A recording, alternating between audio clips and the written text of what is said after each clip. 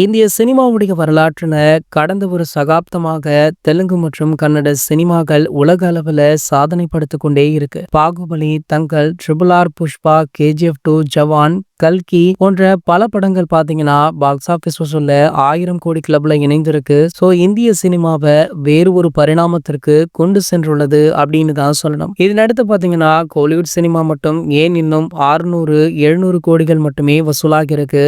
எப்போதுதான்ப்பா நீங்க 1000 கோடியை தொட போறீங்க அப்படின்னுமே கேள்விகள் எழத் தொடங்கியிருக்கு. இந்த நிலையில பாத்தீங்கன்னா அண்மையில சூப்பர் ஸ்டார் நடிப்புல வெளியான கூலி திரைப்படம் தான் முதல் 1000 கோடி திரைப்படமாக இருக்கும் அப்படின்னு அனைத்து தமிழ் ரசிகர்களுமே நம்பப்பட்டது. சோ படமுமே வெளியாகி ஒரு சில நெகட்டிவான விமர்சனங்கள் பெற்றதால இந்த திரைப்படம் 700 கோடி வரை வசூல் பண்ணுச்சு. இருந்தாலுமே படத்துடைய பட்ஜெட்டிற்கு டபுள் மடங்கு லாபம் அப்படின்னாலுமே 1000 கோடியை எட்டல. ஆகையால இந்த 1000 கோடி வசூல சூப்பர் ஸ்டாரை தான் கண்டிப்பாக முறியடிக்க வேண்டும் அப்படின்னு ரசிகர்களுமே தற்போது ஜெயிலர் 2 நம்பி ஆவலுடன் காத்துட்டு இருக்காங்க. இது ஒரு பக்கம் இருக்க, தற்போது இந்த படம் 80% முடிஞ்சிருச்சா. இந்த படத்துடைய ஆடியோ லான்ச்சுக்கான அறிவிப்பு அடுத்த மாதம் வெளியாக உள்ளதாக செய்திகளுமே கிடைச்சிருக்கு. சோ வழக்கம் போல ஆடியோ லான்ச்ல சூப்பர் ஸ்டாருடைய மாசான ஸ்பீச்சை கேட்க உங்கள யாரெல்லாம் ஆவலுடன் காத்துட்டு இருக்கீங்க அப்படின்றத கீழே உள்ள கமெண்ட் செக்ஷன்ல கமெண்ட் பண்ணிட்டு நம்மளுடைய சேனலை மறக்காம சப்ஸ்கிரைப் பண்ணிக்கோங்க.